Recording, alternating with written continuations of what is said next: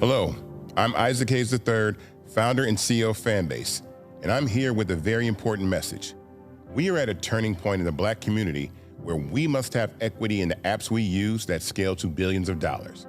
But this time, we own the infrastructure, we own the culture, and we shape the future. And Fanbase is the future.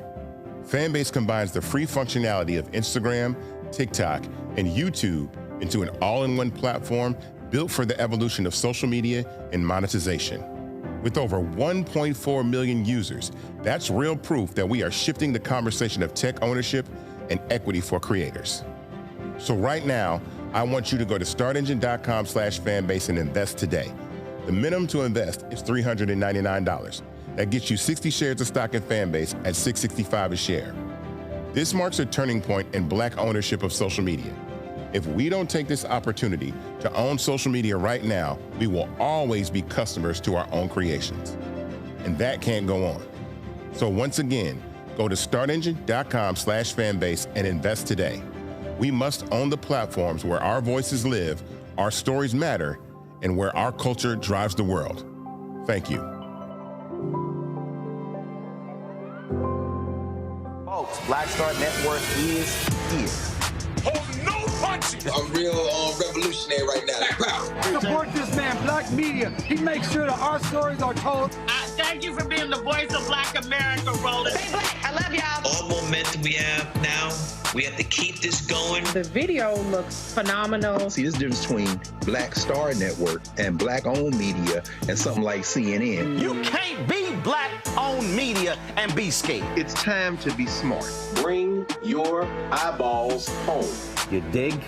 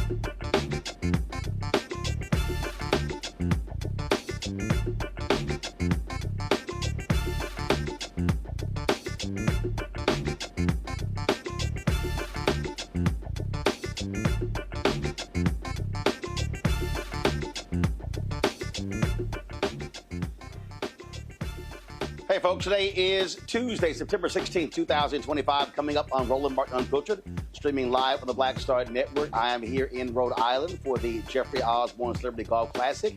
Be hearing from Jeffrey a little bit later in tonight's show. On today's show, folks, man, we got lots to talk about. More black pastors speak truth to power from the pulpit regarding white nationalism and the murder of Charlie Kirk.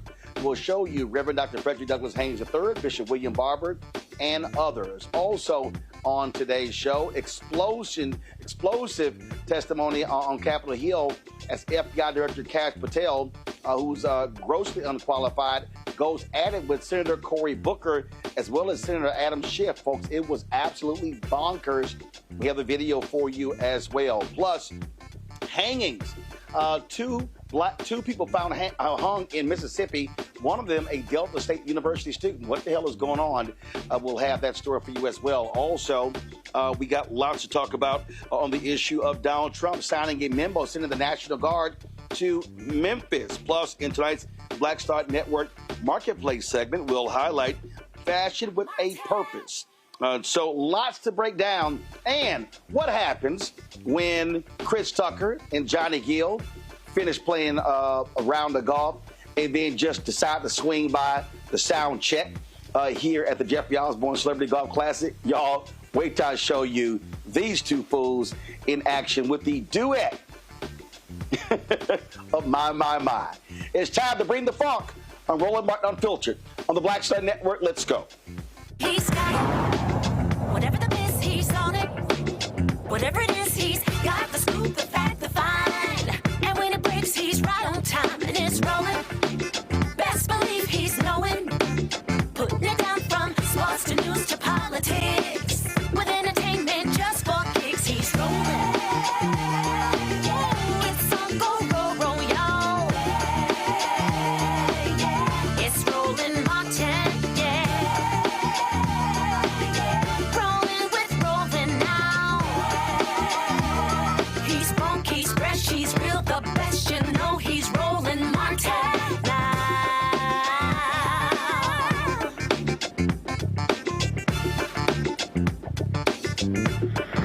Martin.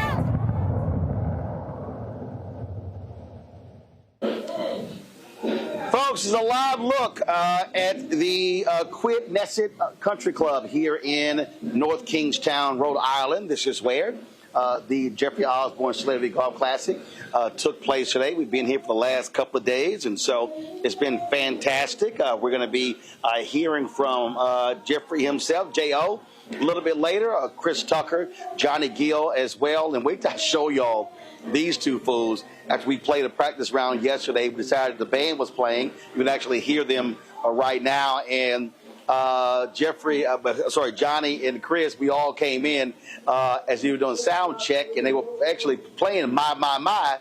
So these two actually did a duet. Y'all, it's absolutely hilarious. And wait till we show you lots more here as well. We're going to have for you next couple of days as well as we here for the Jeffrey Osborne Celebrity Golf Classic. All right, folks, let's get into it. Talk about what's happening on Capitol Hill. It was crazy pandemonium as FBI Director Kash Patel went before the Senate.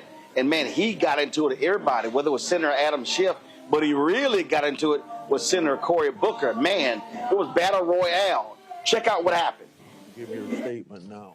Mr. Patel, in just 8 months, you have assaulted the institutional integrity of the FBI. But I know FBI field agents. I've worked with them in Newark. No matter how truly bad you are, you can't undermine the legacy of agents who fight every day to keep us safe, but you can tarnish the integrity of the agency and undermine the agency's capacity. I believe you're failing as a leader, and that your failure does have serious implications for the safety and security of Americans and our families. We're more vulnerable to domestic and foreign attack because of your failures of leadership. I don't think you're fit to hand the Bureau. But here's the thing, Mr. Patel. I think you're not going to be around long. I think this might be your last oversight hearing. Because as much as you supplicate yourself to the will of Donald Trump and not the Constitution of the United States of America, Donald Trump has shown us in his first term and in this term, he is not loyal to people like you. He will cut you loose. This may be the last time I have a hearing with you because I don't think you're long for your job. But I'm going to tell you this. I pray for you. I pray for you that you can step up and defend your oath, defend the Constitution, and do a much better job of defending this country. Thank you, Mr. Chairman. Want to say, Boyd? That rant of false information does not bring this country together. If you want to work on bringing this country, it's my time, not yours. My God. If you want to talk about dividing this country, it is my time. I follow you on your social media posts that tear this country apart. To address your falsehoods. Oh, you can try all you want in this country. To not take responsibility for what you have said. Sir, you're making a mockery of this committee. Sir, you don't tell me my time is over. The people of New Jersey tell me what my time is. You can't lecture me. You can tell me my time's over. You may be the charge of the FBI. I'm not going anywhere. I am not afraid of you, Mr. Chairman. Not afraid of you. Mr. Chairman, point of order. Senator Booker, I announced at the beginning of this meeting that this back and forth, talking over each other, doesn't work. And I said if that happened, I asked Patel not to respond, and I was going to give him some time after the senator's time was up to respond. And he has the privilege to do that uninterrupted. Mr. Chairman, one point of order. Go ahead, Mr. I've watched him talk over us, and you've never once criticized him for us not even being able to get our questions out. Well, he has been rude and disrespectful to senator after senator. And when the senators were not giving him a chance to answer, I didn't stop the senator either. Go ahead, Senator. Thank you, Mr. Chairman. If the FBI, under my 7-month leadership, were failing this administration in this country, why do we have 23,000 violent felons arrested this year alone? A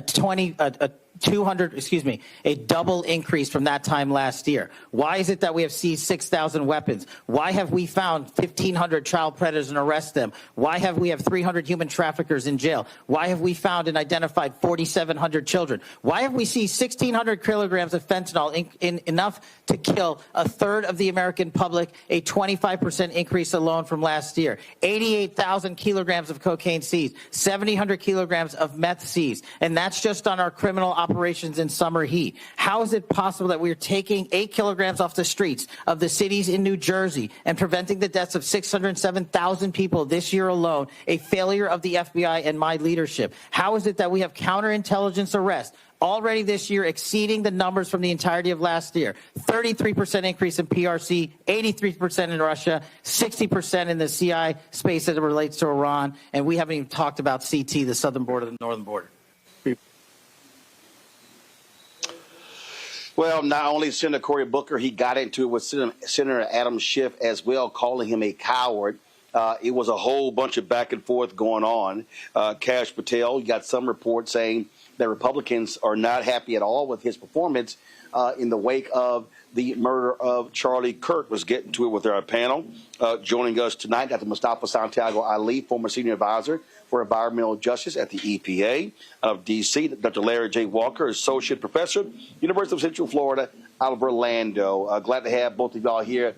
Mustafa, here's what you have. When these folks testify, they are representing or speak or really talking to an audience of one, and that is Donald Trump. He wants to see people spar with the senators. He wants to see people going back and forth, shouting at them. And these people don't have any respect for Congress. They don't care. They know full well that they work for somebody who is uncouth, who has no values, principles, ethics, morals, or integrity, and so they are free to show their ass.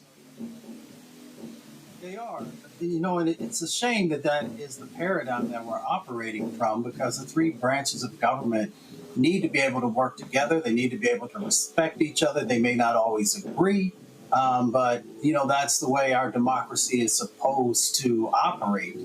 And you've got this dynamic going on right now. I mean, the FBI has a responsibility around protecting the American people, around enforcing federal laws and national security, terrorism, cyber crimes, civil rights. They have a responsibility in that space also, and organized crime. And we just don't see them showing up in the way that the American people need them to.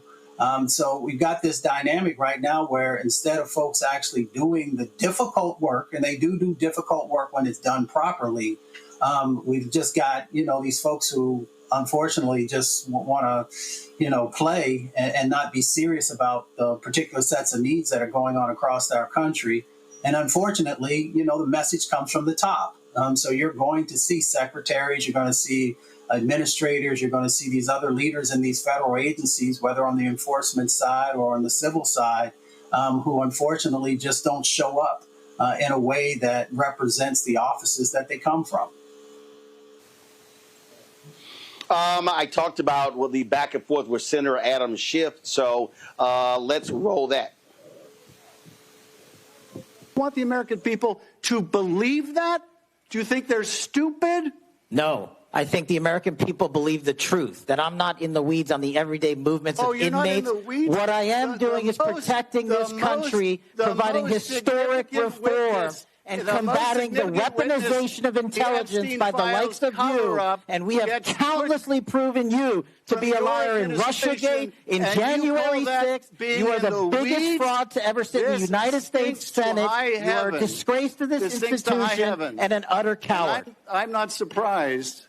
I'm not surprised that you continue to lie from your perch and put on a show so you can go raise money for your charade. You are a political buffoon at best.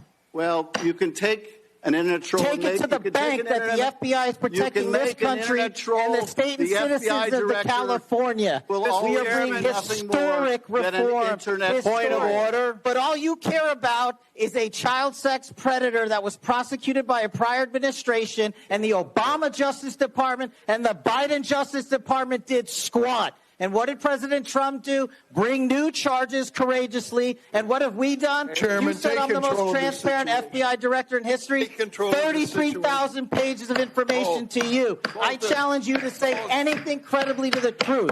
Go ahead and run to the cameras where you want to go now. Both of you be quiet. Before I go to Senator Tillis, without objection, I want to introduce into the record the Durham Annex. The Durham Annex is a declassified appendix to John Durham's report about Crossfire Hurricane. The Durham Annex contains information exposing a reported Clinton campaign plan to falsely tie President Trump to Russia. For years, I've fought to assemble and publicize all the facts here. How Kash Patel treated Senator Adam Schiff, and clearly the chair of that committee, Chuck Grassley, wasn't doing his damn job, but he sure was trying to admonish Senator Cory Booker.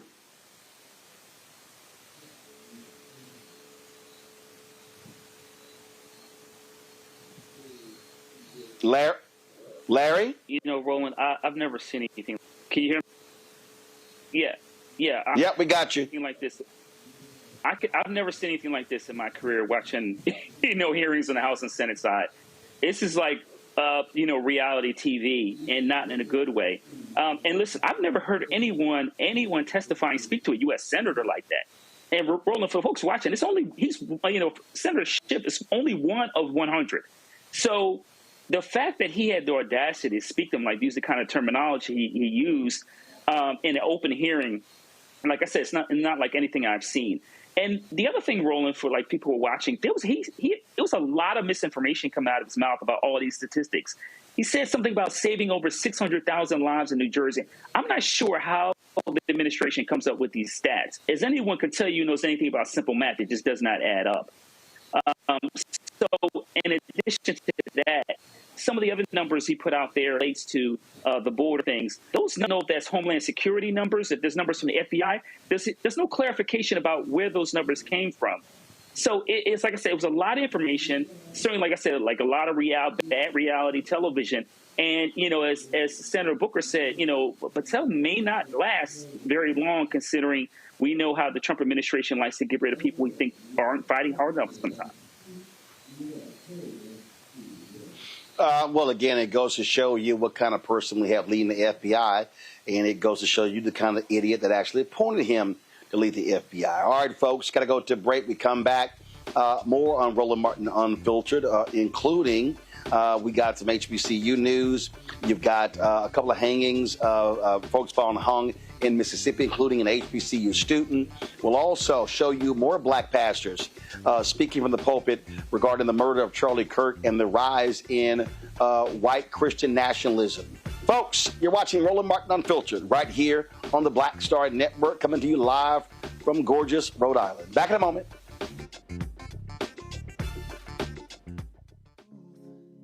Black Star Network, what's happening? It's your man, Kim. And look, my new single, Rock With Me, is on fire. We debuted as the #1 most added and greatest gainer at R&B radio. So look, I want you to go check it out at musicbykim.com. Listen to it, download it, tell me what you think about it. Also, make sure you sign up to be a part of my community so we can stay connected. At Music by Kim on all social media platforms.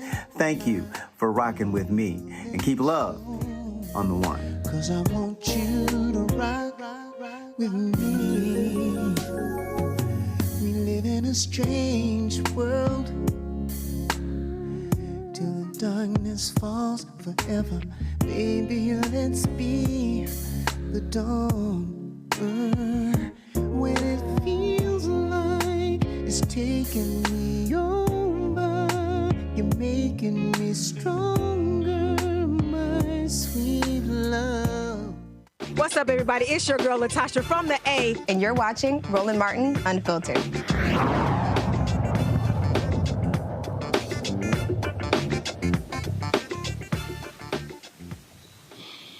All right, folks, welcome back to the show. The twice impeached, criminally convicted felon chief Donald Trump has signed an order calling for the National Guard to be deployed to Memphis. He's been talking about this for quite some time. He's gotten the participation, if you will, from the governor of Tennessee, Bill Lee. And so we're going to be speaking about this. In addition to that, that particular action, of course, we had just Representative Justin Pearson the other day. And, I was watching several videos. People were talking about this here. And, of course, Republicans are touting this But this is the latest disregard of norms that we are seeing. We're seeing the exact same thing when you look at the drastic cuts that they are taking, where Donald Trump thinks that he can just decide whatever. Congress appropriates, but he says, oh, we're not going to sit here and pay this out. You see that going on as well. And Mustafa, this is a fundamental issue here that I think we have to address. The people need to understand. You have three branches of government. And so, again, I know we need schoolhouse rock in this country, but the reality is there are three branches of government. You have legislative, judicial, and executive. And what Donald Trump is doing, he's trying to corral all the power himself and put it together. And so this National Guard order, that's an example of it. The budget cuts, an example of it.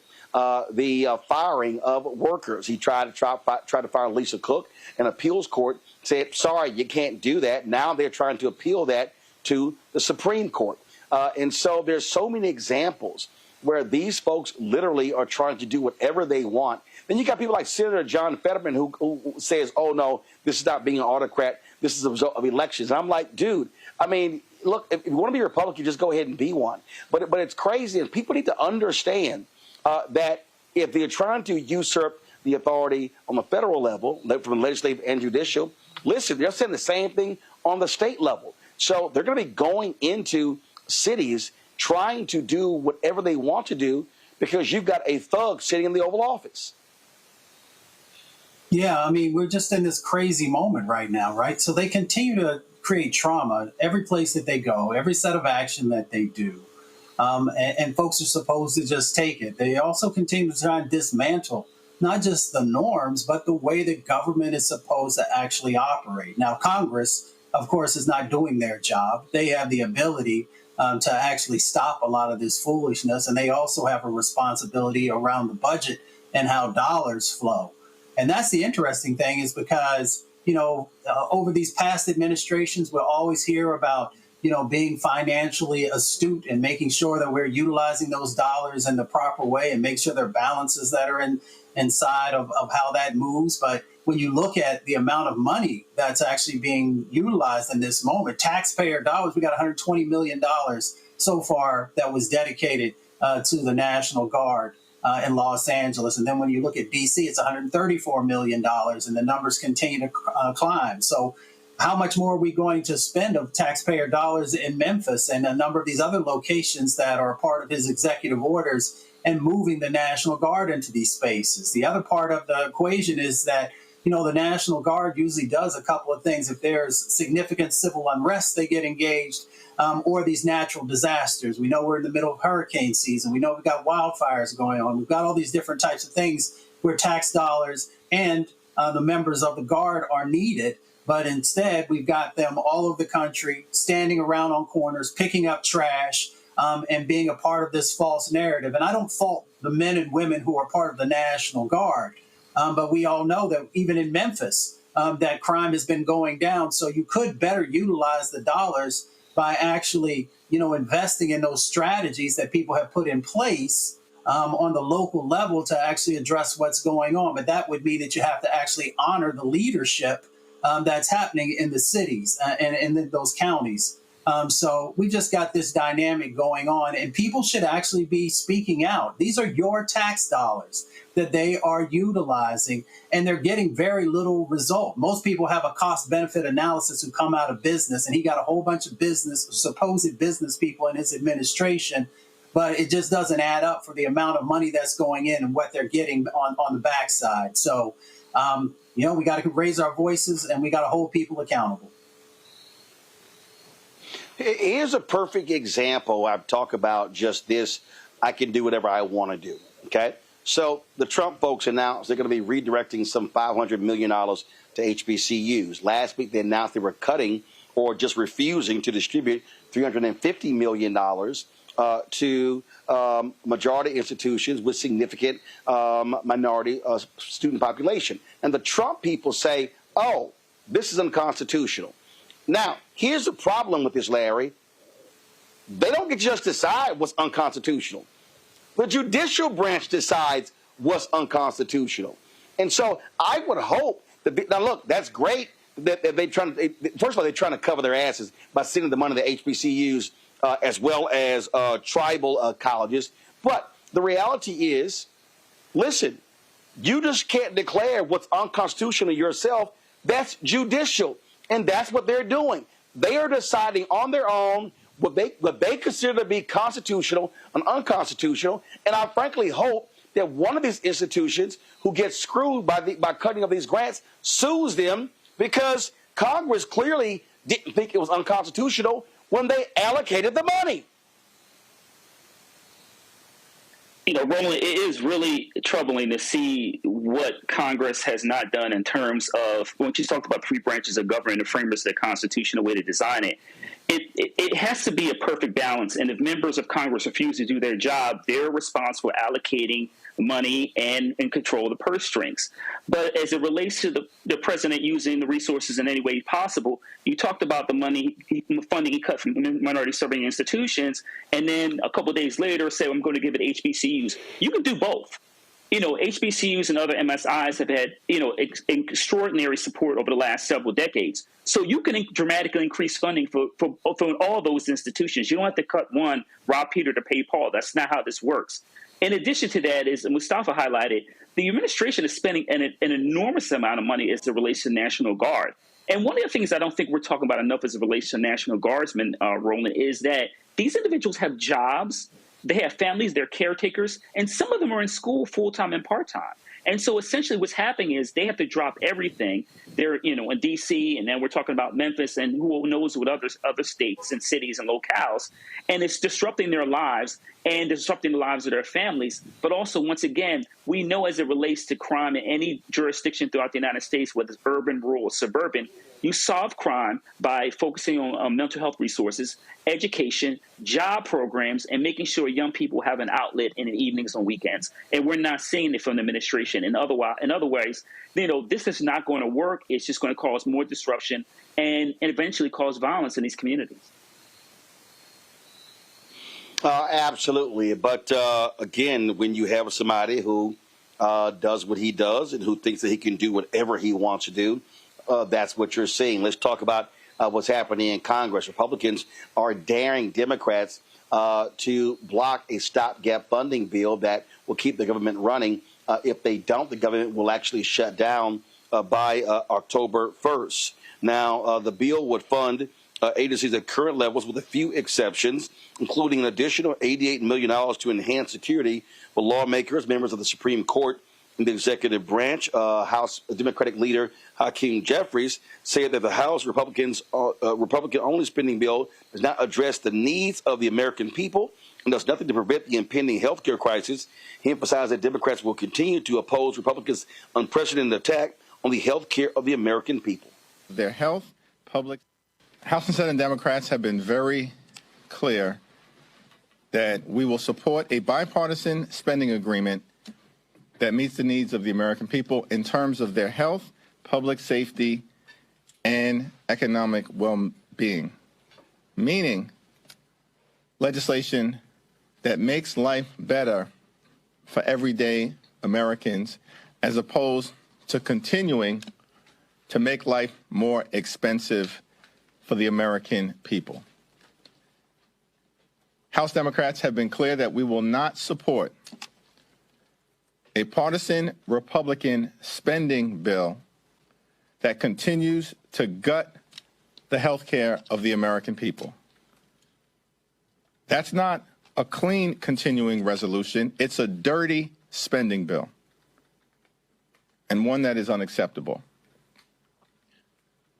This country is in the midst of a Republican assault on the health care of the American people. Republicans have ended Medicaid as we know it. Millions of people have lost or will lose access to their health care coverage. We confront a possible cut to Medicare of $536 billion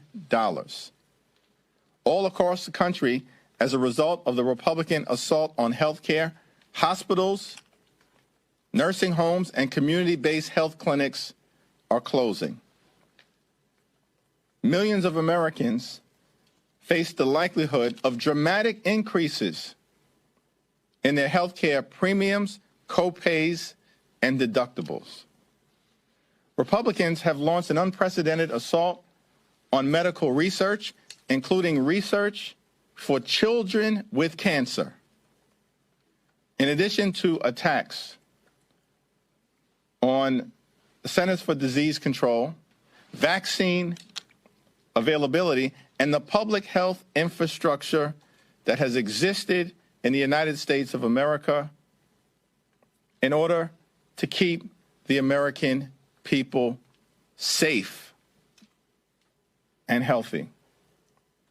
Republicans have launched an unprecedented assault on the health care of the American people that is unconscionable and immoral. And it's our responsibility here in Washington to make sure that we aggressively push back against it.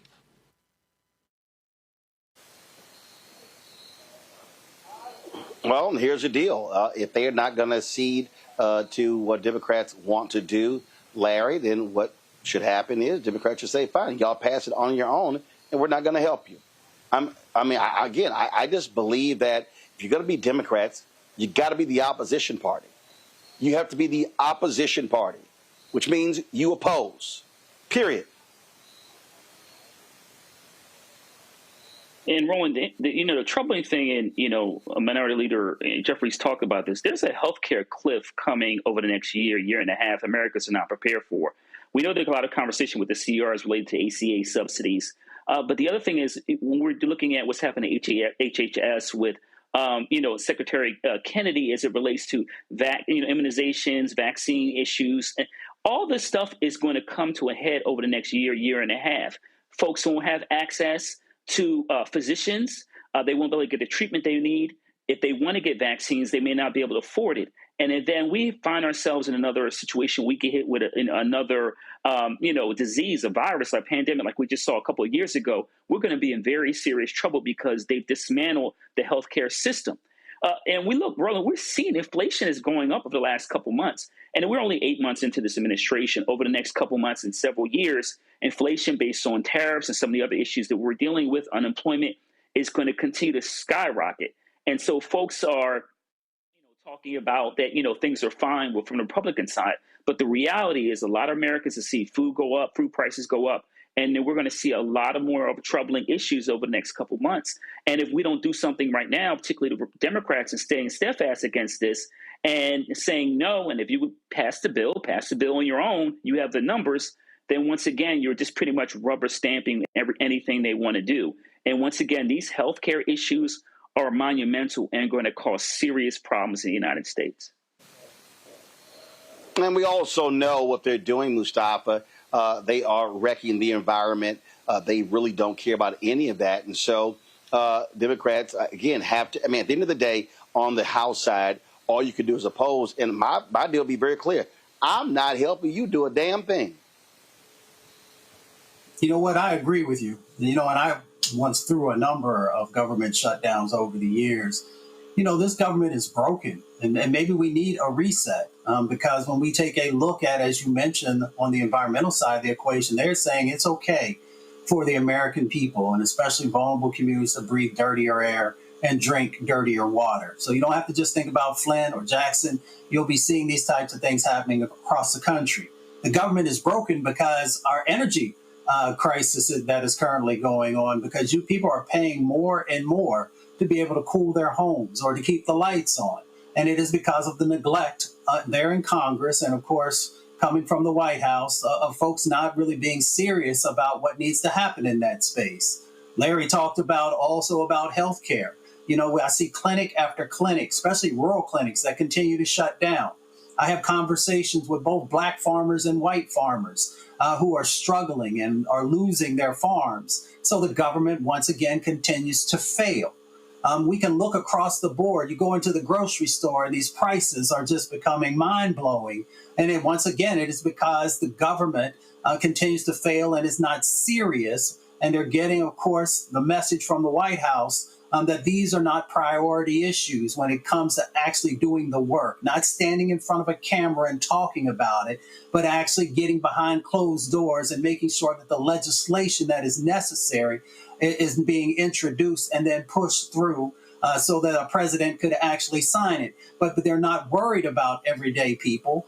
So if the government is not going to do its job, then maybe it needs to shut down for a while, and then folks can get serious about the work that the American people are asking them to do, because folks are tired of writing checks to the government and getting nothing in return but less and less. Absolutely. All right, folks, going to a quick break. We come back. We're going to tell you about Mississippi, 2 disturbing cases of someone found hung, including an HBCU student. You're watching Roland Martin Unfiltered on the Black Star Network. Be sure to support the work that we do by joining our Bring the Funk fan club. Your dollars make it possible for us to do what we do. Our goal is to raise $1 million between now and December 31st. If you want to contribute, please use the, if you want to be a Cash App, use the Stripe QR code. You see the QR code down there, bottom left. PayPal is R Martin Unfiltered. Venmo is RM Unfiltered. Zelle, Roland at RolandSMartin.com. Roland at RolandMartinUnfiltered.com.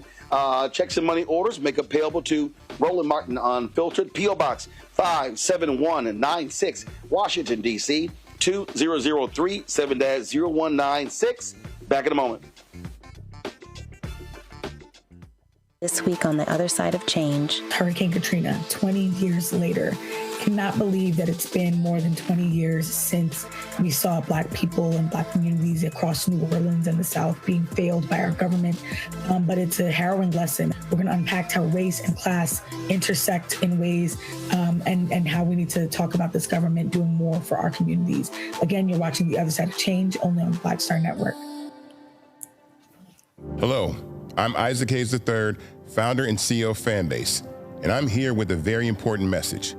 We are at a turning point in the Black community where we must have equity in the apps we use that scale to billions of dollars. But this time, we own the infrastructure, we own the culture, and we shape the future. And Fanbase is the future. Fanbase combines the free functionality of Instagram, TikTok, and YouTube into an all-in-one platform built for the evolution of social media and monetization. With over 1.4 million users, that's real proof that we are shifting the conversation of tech ownership and equity for creators. So right now, I want you to go to startengine.com/fanbase and invest today. The minimum to invest is $399. That gets you 60 shares of stock in Fanbase at $665 a share. This marks a turning point in Black ownership of social media. If we don't take this opportunity to own social media right now, we will always be customers to our own creations. And that can't go on. So once again, go to startengine.com/fanbase and invest today. We must own the platforms where our voices live, our stories matter, and where our culture drives the world. Thank you. Hi, everybody. I'm Kim Coles. Hey, I'm Donnie Simpson. Yo, it's your man Deion Cole from Blackish, and you watch Roland Martin Unfiltered.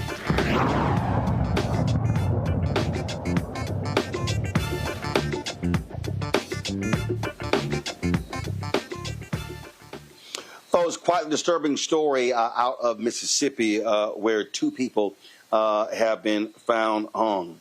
The first tragedy unfolded at Delta State University in Cleveland, Mississippi. Around 7 a.m., campus police discovered the body of 21-year-old student DeMartravion Trey Reed hanging from a tree near the pickleball courts.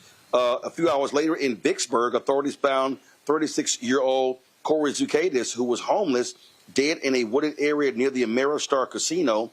Police say Reed's death appears to be a suicide. The circumstances of Zucadis' death remain under investigation. You know, when these things happen, Mustafa, obviously people get very concerned. We understand the history of lynching in this country.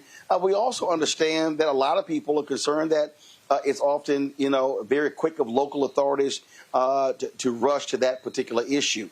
And unfortunately, you don't have a federal Department of Justice that has any credibility when it comes to issue of race, especially the Civil Rights Division. Right. And it's a shame because so many folks, put so much energy into actually making sure that that division had what it needed. If you look at the last administration, not perfect, but they definitely were better than we had seen in quite a while. And when you look at these types of cases, you do on the local level, folks always want to go automatically to suicide. And I'm not saying that that's not the case, but let's make sure that there's a real investigation what's going on. Because if somebody wants to kill themselves, if someone wants to take their life, there are all kinds of other ways to be able to do that. To be able to, whether it's to climb up a tree or to make sure that there's a noose around whatever it is, and to be able to take your life, that takes a lot.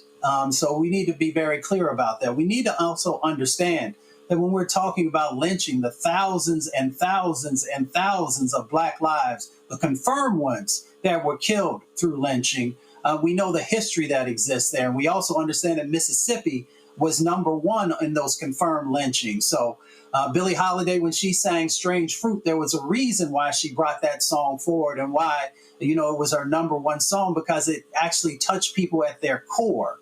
And it continues to reverberate even today. So we need to make sure that there is a real honest investigation, and we need to understand those dynamics that took place. And if it wasn't suicide, we need to make sure that the right people are brought forward and that they're prosecuted. But that would mean that you got to have folks who actually care and who are going to do the right thing. Larry? Yeah, so we know that state officials are investigating. First of all, I want to send my condolences to Mr. Reed's family. The other thing is, Mustafa, and you talk about the Office of Civil Rights. Roland, during the Biden administration, we talked about Kristen Clark and the great work that she did for over the several years, and they've dismantled the Office of Civil Rights and for DOJ and the Department of Education. So if this federal officials need to come in and investigate. A, we know that's not happening. B, they don't have the resources to really properly investigate. Thirdly, do they even want to investigate? The other thing is we talk about Mississippi, certainly the South, and various other parts of the country there's a very disturbing link between hangings, brutal murders of Black people in certain states and jurisdictions. And so I would love to see the Department of Justice go and investigate to make sure what these preliminary findings that we're seeing based on the autopsy are accurate. The other thing we have to keep in mind is a long history of Black people being killed. Autopsies, preliminary autopsies and final autopsies suggesting they were killed one way. And then we find an independent autopsy, or the federal government comes in, we find that something else happened that wasn't included in the overall report that police have written, or in terms of what they found in the autopsy. So once again, Roland, it would ease my mind if federal officials could come in and investigate. But as the four reasons why I identified, we can't trust or expect that at all. And of course, it was supposed to be Delta State homecoming, and all centennial celebrations have been canceled, as well as councils have been made available for students, faculty, and employees to actually deal with the grief that they are experiencing. So we'll certainly keep up with the details on this particular story as well, because it is one that, again, a lot of folks are paying attention to. Let's go to Georgia. The Georgia Supreme Court has declined to hear Fulton County DA Fannie Willis's appeal regarding her removal from the state's election interference case against Donald Trump. The Georgia Court of Appeals ruled that Willis and her office must be removed due to her romantic relationship with Special Prosecutor Nathan Wade, whom she appointed to lead the case. Of course, Trump praised the ruling as a great decision, reiterating that Willis's prosecution of him and others for attempting to overturn Georgia's 2020 election result is a rigged case from the start. Well, not true. Willis expressed her disagreement with the decision, but stated that she would transfer the case files and evidence to the Prosecuting Attorney's Council of Georgia so that a replacement prosecutor can be appointed. Even if this takes place, it seems unlikely that Trump himself can face prosecution now that he is sitting in the Oval Office. However, 14 other defendants remain charged in the case, including former New York Mayor Rudy Giuliani. You know what? And I've said from day one, Larry, and I've had people hit me and upset. And I said, I'm sorry. This is Fannie Willis screwed this up. Okay. Bottom line is she should have known. Listen, when you have a case like this, everybody is going to be paying attention. All eyes are going to be on it. And you go to your team and you say, hey, if y'all have anything in your closet, any problems, anything, let me know right now so you're not going to be on this case. Well, she sits here and is involved with Nathan Wade, and so she screwed this up. This is on her, and so this is not about. And I heard some people, they've been trying to say, well, you know what? I think you're just being a little too hard. No, you have to know you can't screw up, and this was a major screw up, and as a result of this, it delayed. This case could have been prosecuted before the election were it not for this screw up. Yeah, Roland, you hit it right on the nose. You have to cross your T's and dot all your I's when you're getting in bed with vipers. And if you don't, then and you have skeletons in your closet, they will get exposed.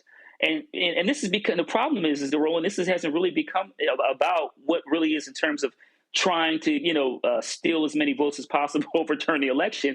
This becomes about a relationship and these conspiracy theories about people trying to bring down the current president. And that, as you highlighted, that is just not the case. And listen, I know, she's an elected official. You have to do better. We've all worked and talked to politicians and understand that, once again, if you're Black, that if you have anything that you don't want anyone to know about, and you are prosecuting a high profile figure, that information is going to come out. They're going to try to smear you because that's how things work. And so this case is DOA, Roland. We'll never hear about this case again. And you're right. If this is done a little differently, this case could have been already, went to trial and had a verdict. But once again, this is another one of the many mistakes historically, when we look back, that people have made that led to the rise of what we currently see with the current regime. Mustafa. I mean, Larry hit it on the head. We often say, when you know better, do better. You just got to take the L on this one. You cannot make these types of mistakes. Even if it wasn't a high profile case, you still shouldn't make these types of mistakes. You have a responsibility and a duty to the office that you hold to make sure that you're doing the right thing. So, lesson learned. Larry's right. This, will probably not be brought back up. And you just got to move forward. But I hope that, for young attorneys, folks who are in law school, who, they can review this case, that they'll learn lessons, and hopefully they will make sure that they don't make these same mistakes as they move throughout their career, because you have a responsibility to the people who put you in these offices. Yeah, absolutely.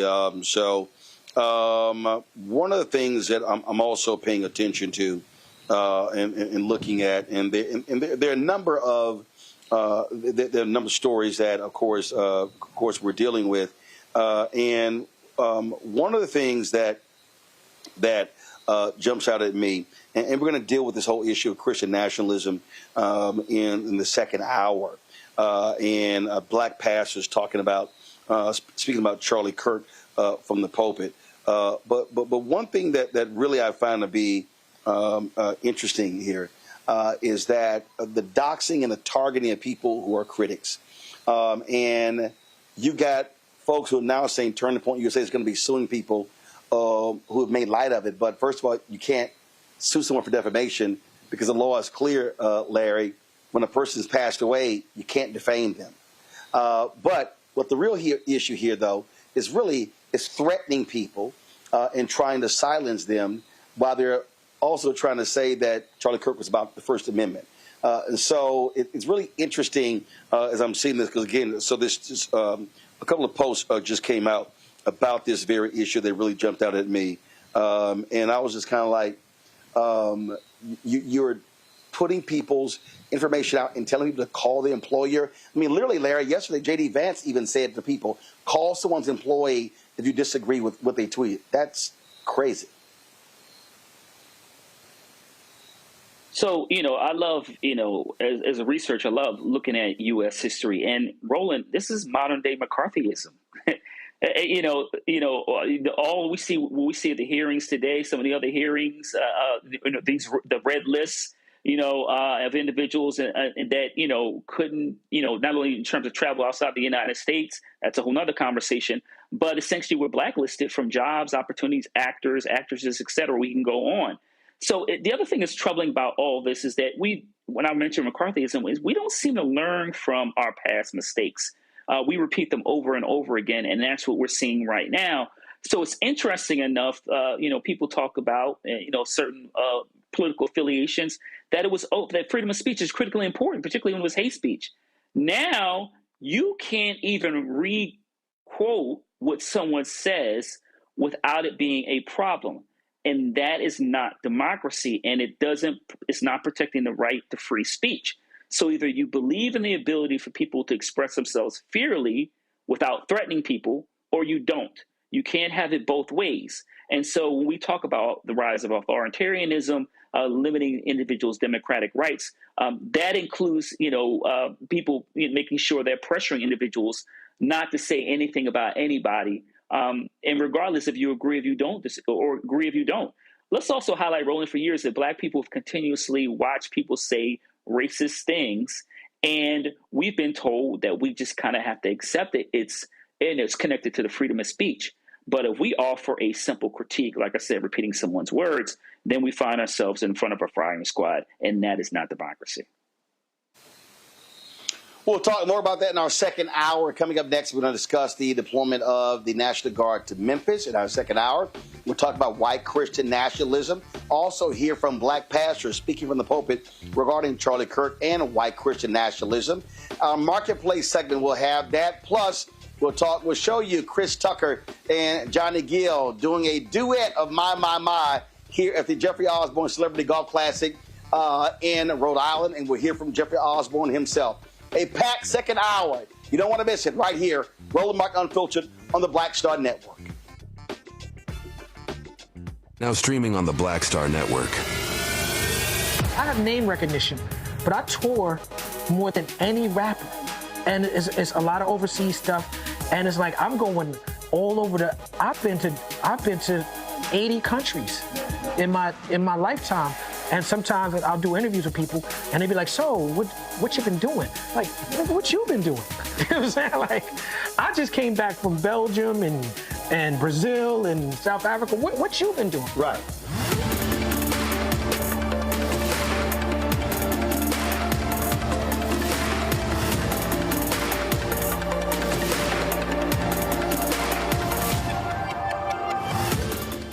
This week on the other side of change. Hurricane Katrina, 20 years later. Cannot believe that it's been more than 20 years since we saw Black people and Black communities across New Orleans and the South being failed by our government. But it's a harrowing lesson. We're going to unpack how race and class intersect in ways and how we need to talk about this government doing more for our communities. Again, you're watching The Other Side of Change only on the Black Star Network. Hello, I'm Marissa Mitchell, a news anchor at Fox 5 DC. Hey, what's up? It's Sammy Roman, and you are watching Roland Martin Unfiltered.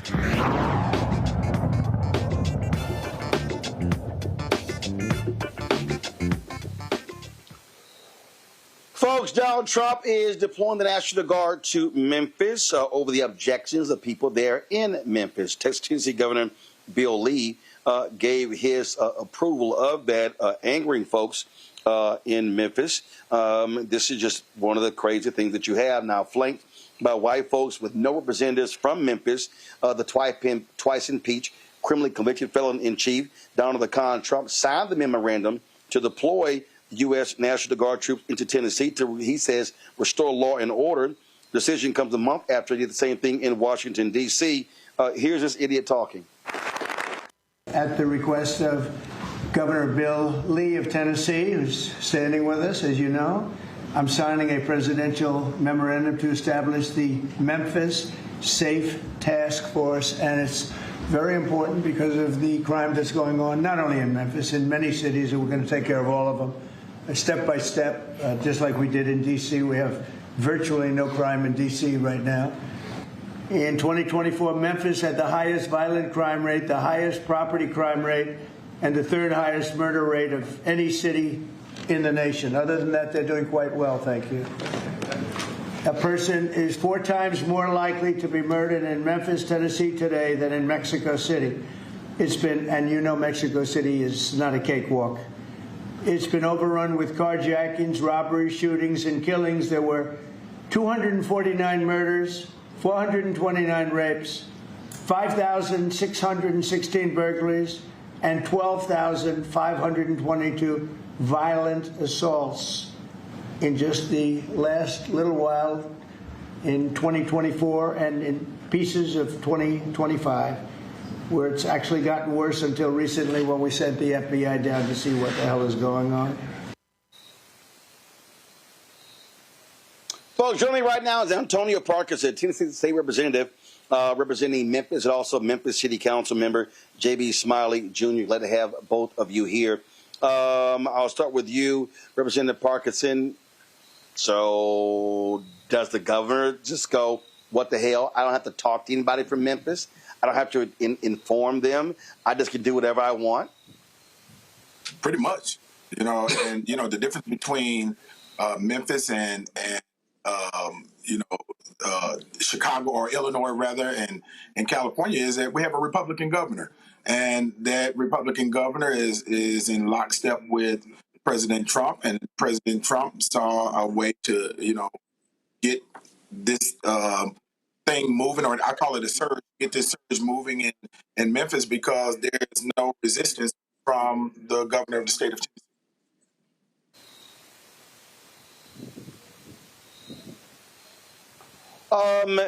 What is crazy to me, Councilman, is that Republicans love talking about local control. They love talking about big government overreach. But it seems that that's only the case when they control local government. Absolutely. I think when you look at communities like Memphis, local control doesn't apply because they do not believe that predominantly black communities can govern themselves. But if you look at the statistics will show you that crime in our city has gone down. I just believe that the stats or the facts don't find a way to make it to Truth Social. He doesn't care about what's happening in the city of Memphis. This is campaigning as opposed to trying to find a way to put people in a better position. So Mayor Paul Young, we reached out to him again. They say he was not available tonight. We're going to keep trying to get him on the show. Say that he is going to cooperate with them, but should he? And when you say cooperate, what does it actually mean? Yeah, I think is that for me, Roland?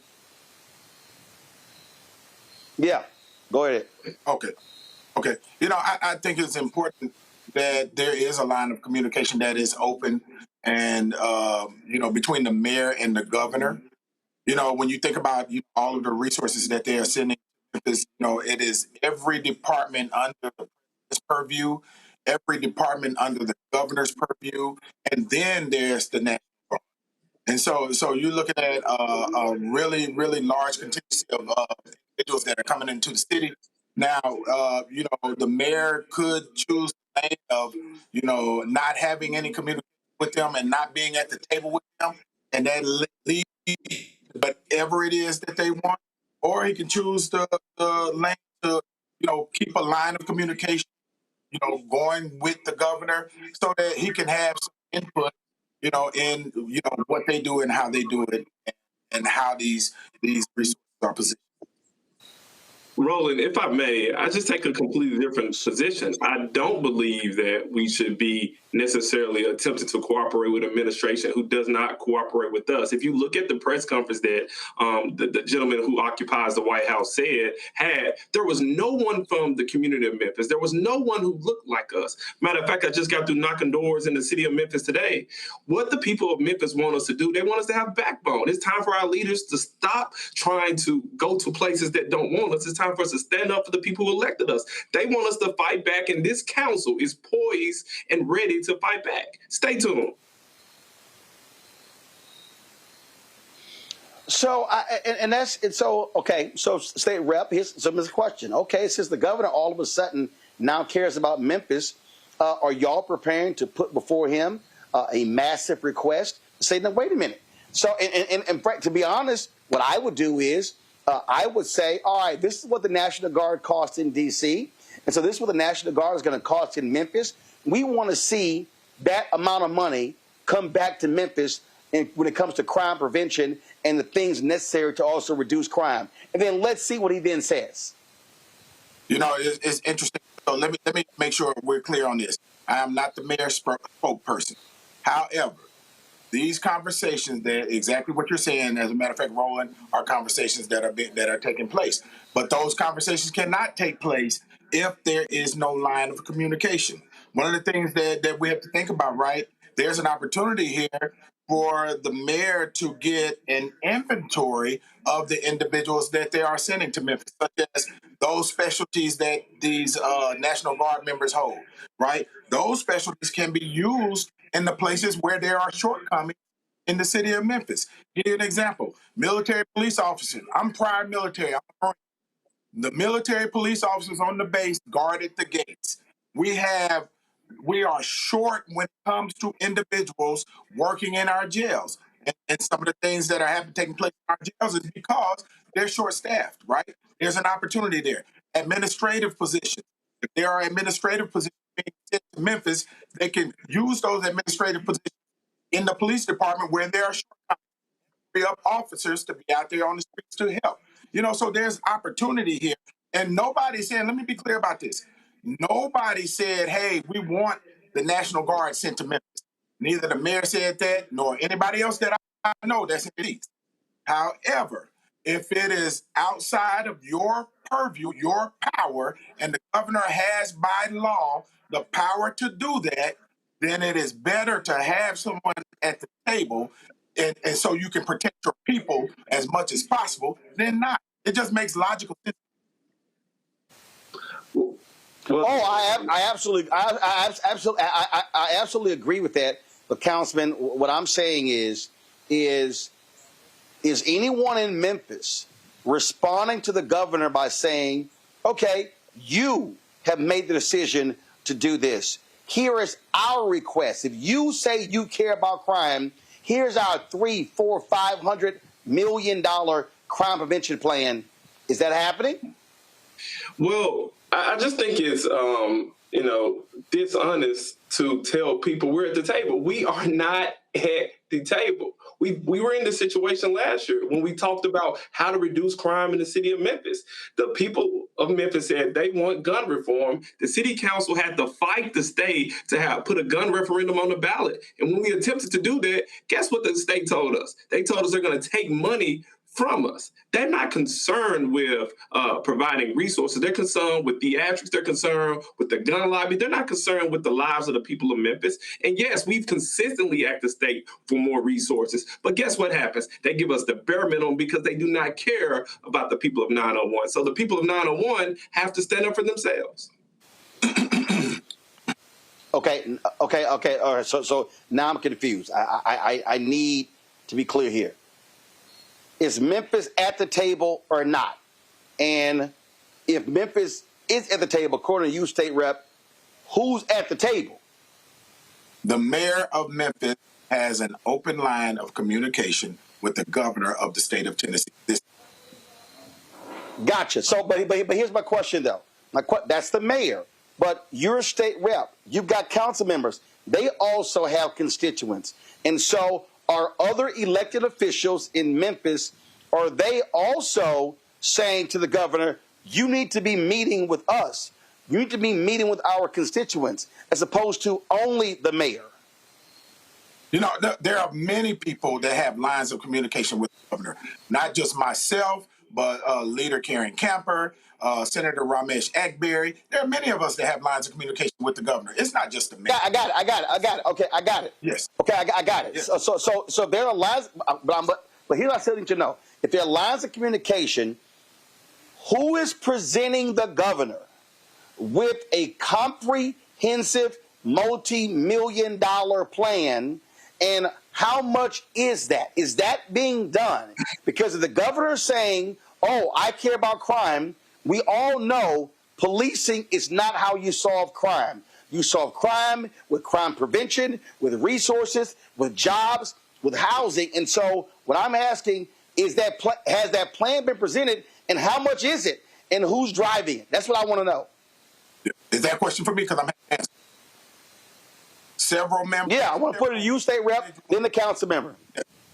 Okay. Several individuals that are in elected positions have said exactly what you're talking about and have said it publicly. And so that information is definitely getting to the level.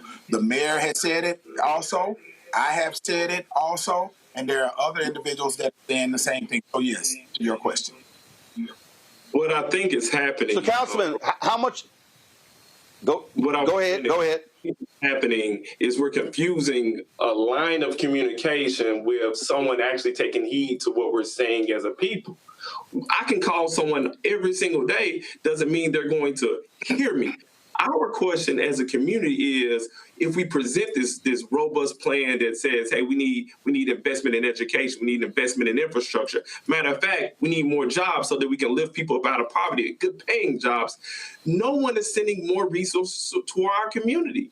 This administration, this current presidential administration has forgotten about the people of Memphis. I don't believe, no matter what the elected officials who have line of communications with the governor or with the president will get us more resources. We've been asking for more resources for a very long time. We've been asking them to pave Elvis Presley for a very long time.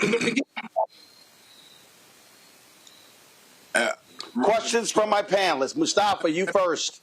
Hold on one second. State rep, go ahead. Make your comment. Then we're going to go to question with my two panelists. Go ahead. I sit and I hear and I vote for the state budget every single year for the last almost 16 years. And there has been, and I'm not here to defend the governor or anybody else. We fight for everything that we try to get up there from the state of Tennessee to go into Memphis. And there are millions of dollars that are in the state budget that are allocated to the city of Memphis and Shelby County. This I know for a fact. And in the last budget, if I'm not mistaken, or the budget prior, we put millions of dollars that would go directly to the hardest or the most violent 9 zip codes in the city of Memphis. And that went to the city. Okay. Mustafa. Yeah, well, thank you both for being here. I think maybe you could give some clarification, because when Trump shared why he was sending folks there to Memphis, he said that crime had not gone down this year. I've seen various stories and statistics that have said that there was a decline. Since you are there on the ground, could you share clarification for folks who are watching the show? Maybe we'll start with the state rep. Okay. Yeah. Okay. Thank you. So here's how the crime numbers are calculated. When the information is input into the system through Memphis Police Department, it goes to the FBI. It goes directly to the FBI. The FBI then spits out those numbers. The biggest or the peak of the crime numbers, the violent crime numbers in Memphis, came from the last administration. This year, in 24 and 25, those numbers started coming down. And those are the numbers that Mayor Young, and I'm sure the councilman agrees with, that are the numbers right now.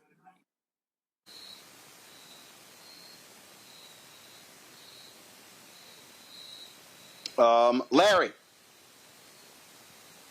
Yeah, gentlemen, thank you for coming on the show. And so my question is, so we signed the order, so National Guard is coming to the city. My question is, gentlemen, is what are you doing to make sure residents are informed in terms of protecting their rights? Obviously, Memphis is a city, so you have some folks who are undocumented. But in addition to those individuals, we know that, there are a lot of Black folks who are concerned about what's coming in the next couple of days. So what is it you're doing in terms of working with nonprofit organizations, maybe the NAACP, ACLU, churches, synagogues, whatever other organizations, in terms of making sure that particularly Black folks know what their rights are if they encounter someone from the Guard? Absolutely. So on Thursday, the Memphis City Council, well, a couple of members of the Memphis City Council will have a press conference coupled with some of those nonprofits that you mentioned, whether you're talking about Memphis for All, whether you're talking about Micah, whether you're talking about just good folks in the community who understand the rights. We're going to talk about our opposition to the National Guard coming, but we're going to allow those organizations where you talk about Memphis Urban League to explain to the people of Memphis their rights in terms of what they need to do to protect themselves and make sure they're keeping themselves safe during this time. We're doing everything we can to get the information out and look forward to information being shared by some of those nonprofits at the press conference we're going to have on Thursday. Yeah, hey, I'm glad you had Ben. Go ahead. I'm sorry. Yeah. Thank you, sir. I'm glad you asked the question because, we, as a state representative, I have two statutory duties. One is to pass the budget of the state, and the other one is to pass laws with the state. But I have two other duties that are not statutory in nature. And that one is to educate the constituency, educate our people, right? And the other is constituent service. But let's talk about the education piece. I think this is the most important thing that we can deliver now as elected officials and leaders.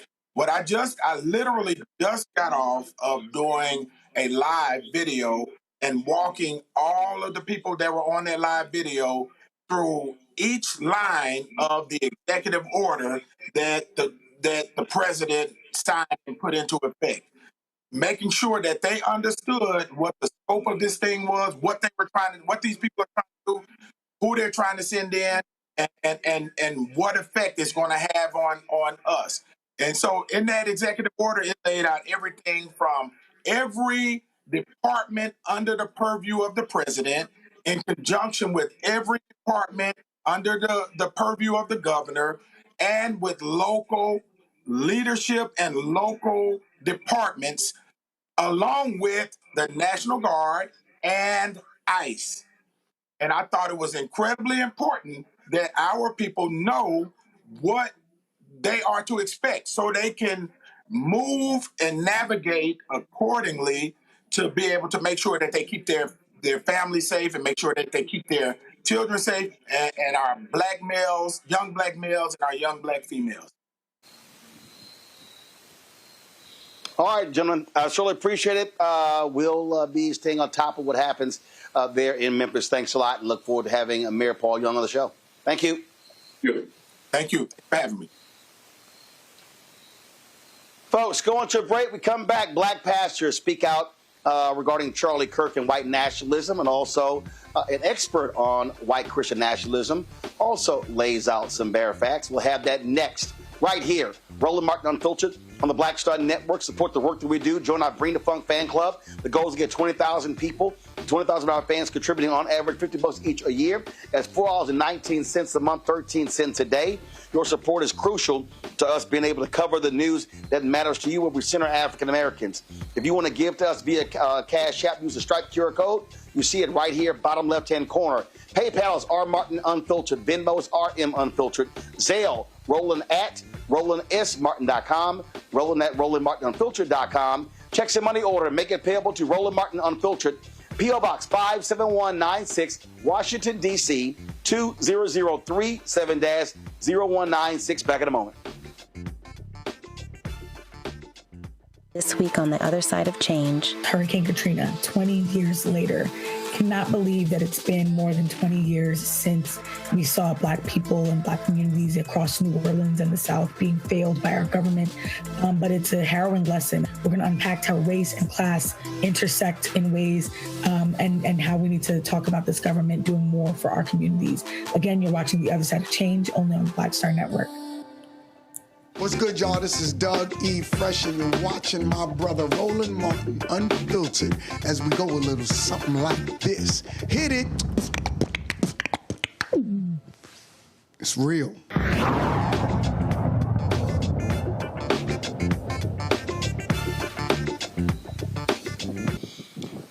Folks, we're seeing a dramatic discussion increase of white Christian nationalism.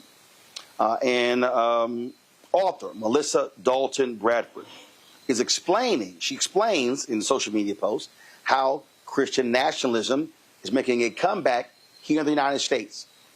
This is what she had to say. Hello, my dear friends. Let's talk about something that is personal to me, that is urgent to me, that I've posted on a number of times, but I can't post on it enough. History is repeating itself right in front of us. As a follower of Jesus Christ, you know I'm a woman of faith. I don't make any efforts to hide that. I'm watching the rise of Christian nationalism in America, and it is terrifying. And if you think, well, that could never really go wrong, spend 2 minutes with me. And let's look honestly at what happened in Germany before World War II. I'm coming to you from Germany. I've studied this so deeply. In the 1930s, many German Christians surrendered their faith wholesale to the rising power of Adolf Hitler, whom they eventually worshipped. The Nazis wanted to fuse Christianity with nationalist, racist, and authoritarian ideas. So what did they do? They created something called the Reichskirche, or the Church of the Empire, a so-called Christian church that put the state, and of course its leader, above the gospel. And the tragedy also was that many church leaders who were hungry for power and security, they embraced it wholesale. They twisted scripture to justify racism and anti-Semitism and violence. Loving your neighbor fell off the commandments first. It was forgotten. Instead, loyalty to nation and leader became the new leading commandment. And what also happened is that most Christians then went along. Obviously, their priests and their pastors were leading the way.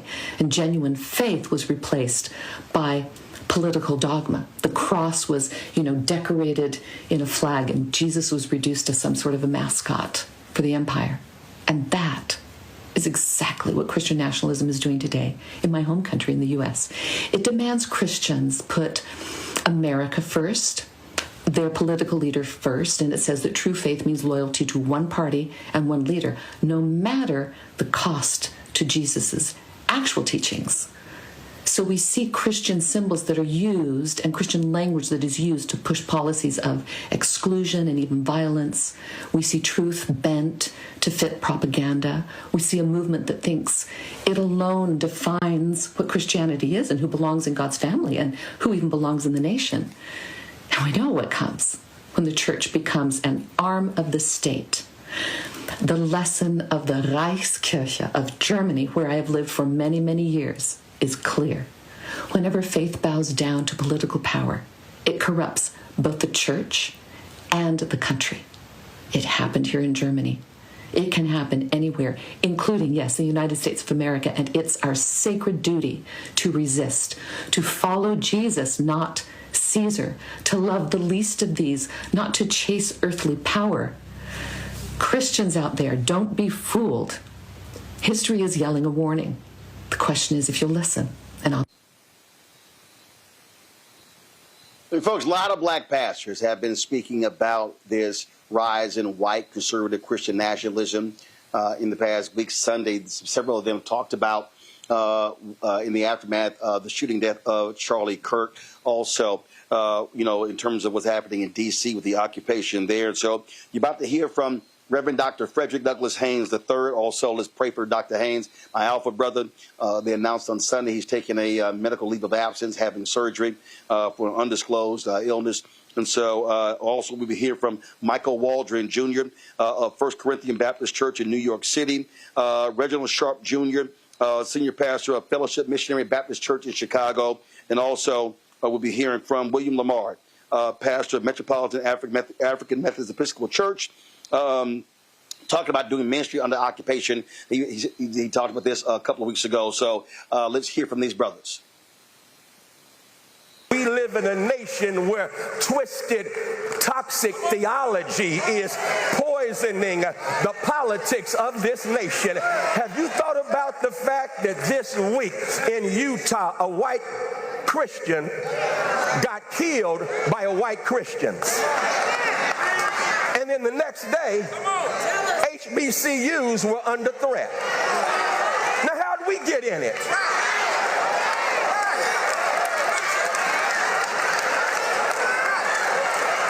I mean, that's called white-on-white crime.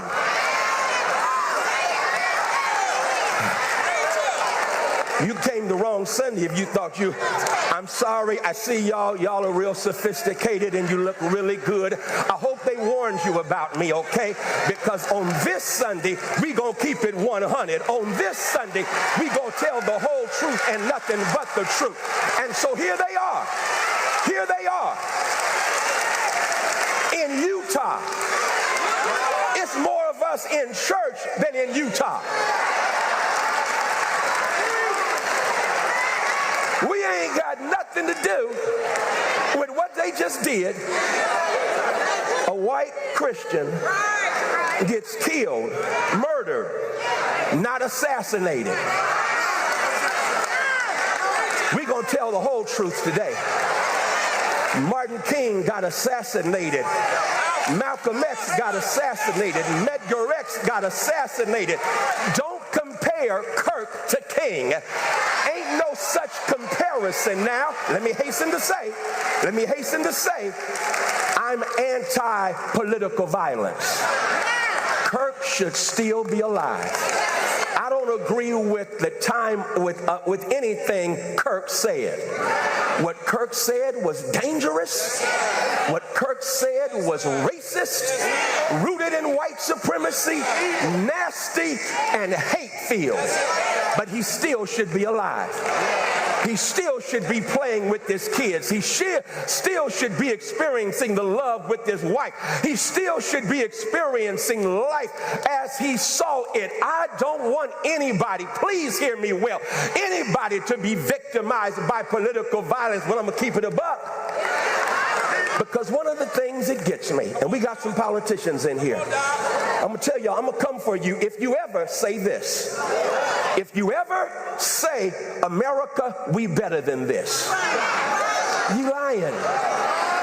You lying. We ain't better than this. America was born in political violence. America committed political violence during the slave trade. America committed political violence when black bodies hung as strange fruit on southern trees. America committed political violence against the Irish, against the Italians before they became white. America committed political violence when America passed Jim and Jane Crow laws. What do you think political violence was? Political violence when they bombed and massacred Black Wall Street, when they massacred Rosewood, when they massacred whites and blacks in Wilmington, North Carolina. Well, what do you think political violence is? Martin being killed, that's political violence. John Kennedy being killed, political violence. Robert Kennedy being killed, political violence. And you gonna say we better than this? No, you can't fix what you won't face until you look in the mirror and say this is a violent country that has done violence to too many people. We will never get our act together. It's time to repent, because if my people called by my name humble themselves and pray, turn from their wicked ways, then will I hear from heaven, forgive their sin, and heal the land. Talking about we better than this. No, we ain't. We ain't better than this. We ain't better than this. But to get better, you got to acknowledge what's wrong. Anyone who sets himself up as religious by talking a good game is self-deceived. This kind of religion is hot air and only hot air. Real religion, the kind that passes muster before God the Father, is this: reach out to the homeless and loveless in their plight and guard against corruption from this godless world. Amen? Well, put your hands together and give the Lord a hand clap. Praise you. Take your seat.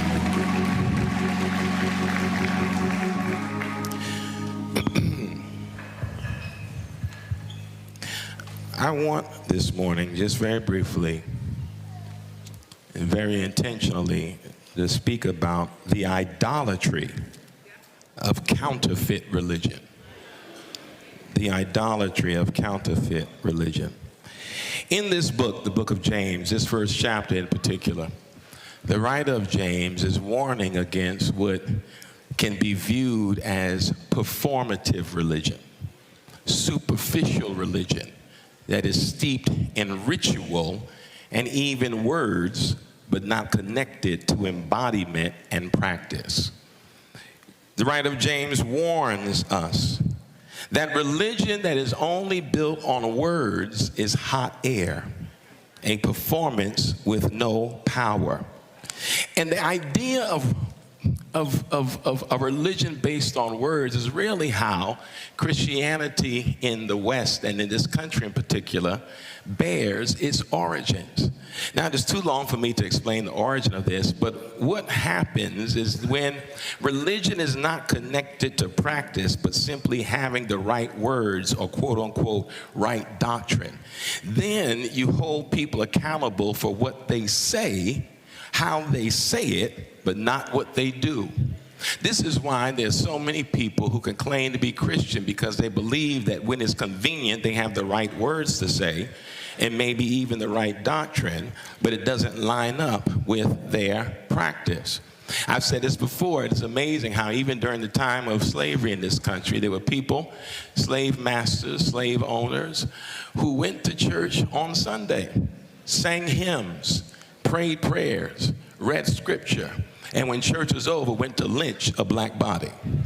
Because in their minds, it was easy to declare the words that sound right, but there was a disconnection between what was coming out of their mouth and what they were actually practicing.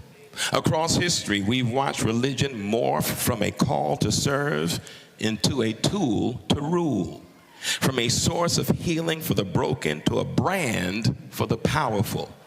Christian nationalism, or those whose Christianity is not shaped by Jesus, but those whose Christianity is shaped by white supremacy, and the racist misuse of Christianity, what the writer James called the self-deceived.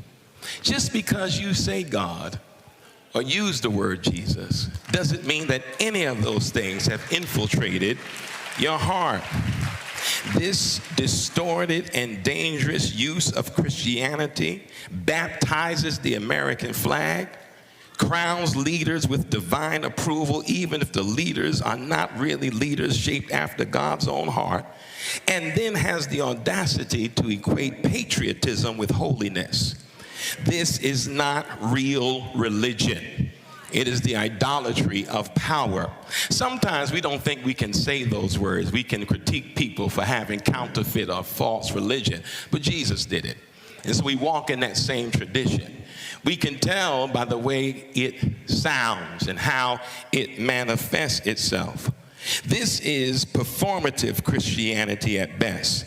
It takes the language of church, the language of religion, the language of the gospel, and bends it into a mythology of dominance, equating God's blessings with the nation's supremacy and white supremacy with holiness, and view political control as a divine mandate.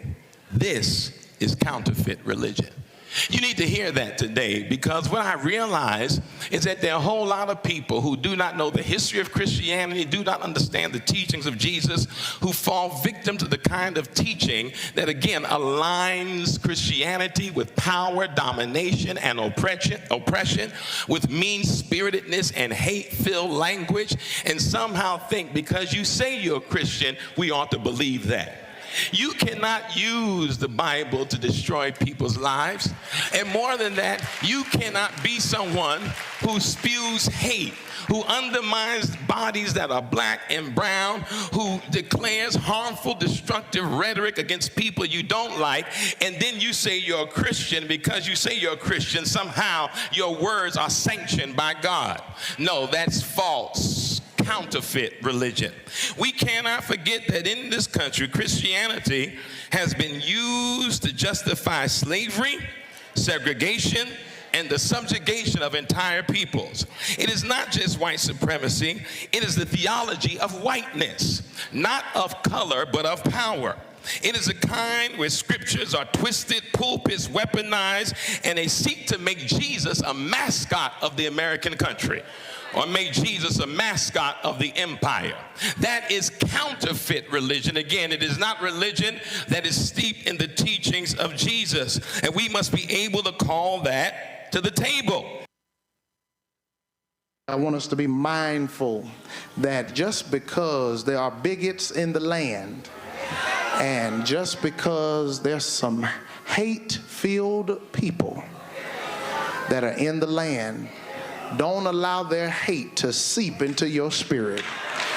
Don't allow their littleness to make you little. Don't allow their vitriolic, violent rhetoric to decenter you from the truth that you are made in the image and the likeness of God. And it's a lot of nuance. Everybody say nuance. Nuance. I want you to get that word in your vocabulary, because you, like I, have had a lot of conversations this week with people who are on one side of the tracks and some who are on the other side of the track. Some are conservative, some are liberal, some are Democrat, some are Republican, some are white supremacist racists, and others are people of color who are dealing with the sting of that supremacy in their lives. But guess what? We're all God's children, and two things can be true at the same time. Charlie Kirk did not deserve to die like that. Nobody deserves to die because of their opinions, because of their political views. The church is quiet. Nobody deserves to be assassinated in a democracy because they may feel a way that's different than another person. At the same time, that person who is assassinated could have been a very problematic person to people who don't look like them in this nation. So we can critique assassination, but also call out the rhetoric that he used and say, you shouldn't have been saying that in the first place. And then for a president to lower a flag half-mast for Charlie Kirk, but not acknowledge the legislators who were assassinated in Minnesota, not even acknowledge them. As a president, you ought to be ashamed of yourself. You're not the president of the people you like. You're the president of all American people. And so everybody say nuance. It's nuance. It's complex. And you can't just come in with your parochial, limited, narrow view of life. Be broader to listen to other perspectives at the same time, because you can walk and chew gum. Two things can be true at the same time. Our president is problematic to the safety of all Americans in this nation. White, black, green, purple, red, orange, blue. President Trump's rhetoric is divisive. You don't come back after something that tragic and blame the left, because the left didn't shoot up Emmanuel AME Church in Charleston. The left didn't shoot up Sandy Hook Elementary School. The left is left and right. And if we're going to be balanced, you got to be balanced on left and right, or else you have a nation with vertigo. And it's hard to walk straight when you're dizzy. The left and the right have to balance and find a way to live together, or else we're going to die together. I can mourn deeply a person's violent death as a human being and a brother in the human family, but still greatly disagree and debate the policies and views he or she had while they lived. I can call someone Mr. President if they hold the office and still declare that they are living and acting beneath that office and abusing that office and misusing that office. The Declaration of Independence teaches us this. The Declaration of Independence teaches us that when policies and politicians are abusive, it is the right, it is the duty of people to say and do something, to dissent, to challenge, and if necessary, to change that form of government. So Washington, D.C., so Metropolitan AME Church, we are doing ministry under occupation. Around August 12th, the White House deployed about 800 National Guard troops and about 500 federal agents to the federal city. And we must do ministry here under occupation. And might I say this morning, thus far, y'all are doing pretty good. Choir, y'all singing like a choir on fire under occupation. Musicians, you all are playing like musicians on fire under occupation. And people of God, as we worship, as we give our energy, as we engage our bodies, our spirits, and our soul, we are on fire under occupation. Can I tell you, the other day when we hosted the prayer vigil and Dr. Bryan preached, when we were preparing, Cosette and other media folk let me know that the White House had called. The White House had called to check to see what kind of prayers we would be praying. I need y'all to hear this. It probably is one of the melanated MAGA folk who, did y'all hear what I said though? Melanated MAGA folk who is in charge of Negro affairs in that White House figured out that we were having some, and they called to ask, what kind of prayers will you be praying, and what will you be doing, and how long will it last? And they were wise enough to answer that for me. Because I would have let them know that we were praying prayers of revolution. Prayers that God would take down the mighty and lift up the lowly. We would be praying prayers of revolution, that rough places would be made smooth and crooked places pray. That we would be praying prayers of revolution, that the waters of justice would flow in this city and in this nation. That we would sing songs of revolution. That's what we are doing.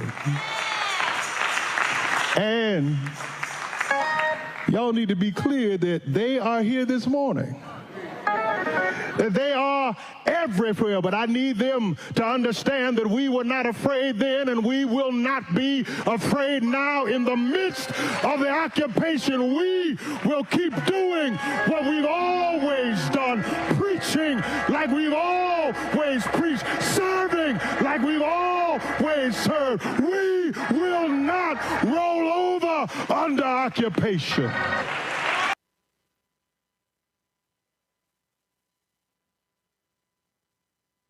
Hatred on the streets, a horrific scene, a white nationalist rally that descended into deadly violence. White people are losing their damn minds.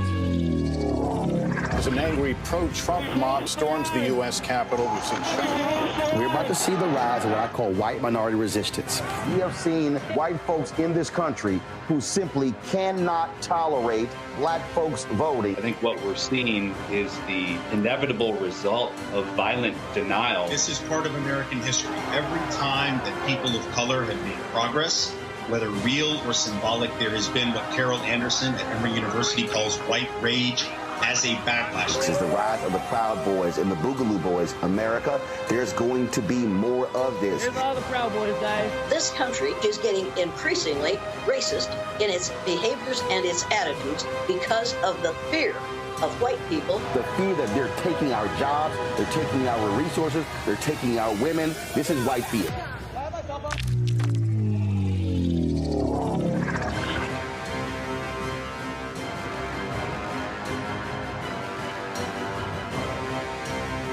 This week on A Balanced Life with Dr. Jackie, we're talking all things entrepreneurship.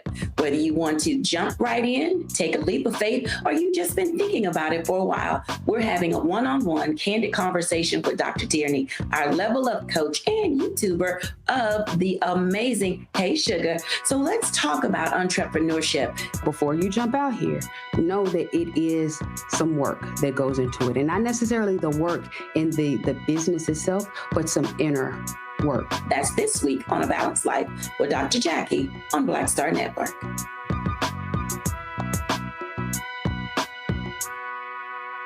Hello, I'm Jamia Pugh. I am from Coatesville, Pennsylvania, just an hour right outside of Philadelphia. My name is Jasmine Pugh. I'm also from Coatesville, Pennsylvania. You are watching Roland Martin Unfiltered. Stay right here.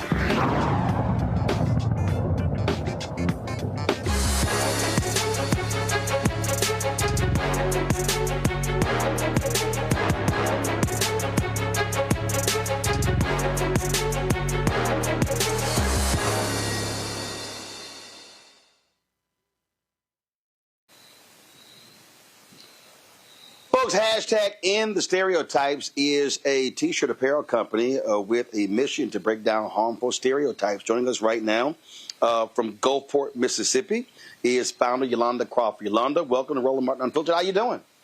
I'm great. How are you? Doing great. All right, so where did this idea come from? Where did it start? It started back in 2009 when I was living in Tennessee. And I went through the mall and I saw a gentleman wearing a shirt that said, "I support single mothers." But on the shirt was a woman on a pole, giving the image, she was an exotic dancer. And that image really bothered me because I am a single mother and that's not who I am. So that evening, I couldn't shake it. And so it came to mind, how can I combat this? How can I let people know that is not who all single mothers are? And I just began to sketch out, I am a single mother. I am not promiscuous. I am not on welfare. I am not, and that's how the idea became. And then I just expanded to, I am a Black woman. I am not loud. I'm not angry. I'm not ghetto. I'm not bitter. I thought about my father, my brother, my son, thought about what they are facing as Black men, and the idea just grew from there. And you started this when? 2009 was when it was first started. I launched my first website in 2012, and we revamped in 2021. So you revamped in 2021, and so how's it gone so far? So far, it's going well. We are still small but growing, but definitely we're getting more attention, more sales. We're growing faster now. Gotcha. And what would you say is your most popular shirt? The most popular shirt by far right now are the I Am a Black Woman t-shirts as well as the I Am a Black Man t-shirts. All right, then. Questions from my panel. Mustafa, you first. Yeah. Well, sister, thank you for doing this. It's always important to correct the narrative and to bring forth the beauty that exists in our community. I'm curious, as your business is growing, where do you see yourself in the next couple of years? I want to develop a full fashion brand. So not just t-shirts and hoodies. We want to be top and bottom in retail stores, in New York Fashion Week. I want it to grow, but not just for, any general purposes. I want people to become more knowledgeable of how harmful stereotypes are and how they affect our community. Larry? Yeah, congratulations on your success. So my question relates to, what are you doing? Like you've got some great, very creative T-shirts. What do you do to protect the product, right? There are a lot of, entities out there that replicate, T-shirts, et cetera, hats. What are you doing to protect your brand from that happening? We are still working on that. The brand itself is trademarked. We are working on how we can protect our designs. That's still a work in progress. Right now, it's just, we're just praying. But we didn't want to wait to get our ideas out there, our messages out there. But we are working with attorneys on how to continue to protect our designs and our wording as they continue to roll out. How many different designs do you have? Right now, we have about 14 different designs. Okay, 14 different designs. So, what would, now, did you come up with all of these, or did your users, did your fans also, your supporters suggest different shirts they would like? These are all my ideas so far. We are open to hearing from our fans, from our buyers, of what else they would like to see. But so far, all of the designs that are on the website currently were all born from me.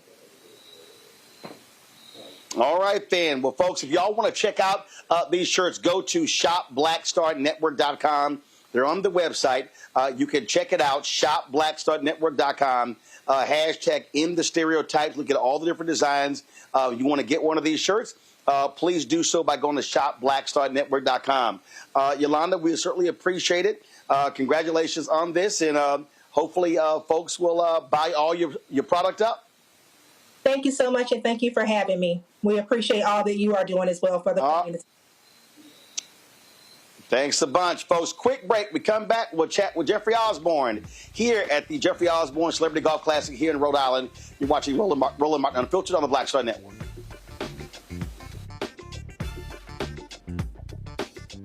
Now streaming on the Black Star Network. I have name recognition, but I tour more than any rapper.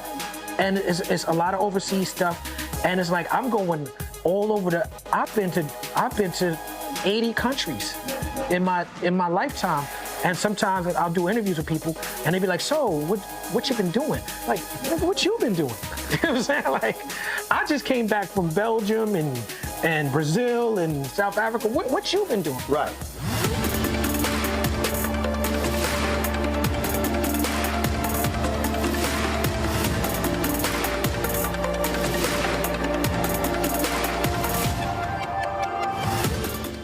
Hey, yo, what's up? It's Mr. Dalvin right here. What's up? This is KC. Sitting here representing the JODECI, that's Jodeci. Right here on Roland Martin Unfiltered.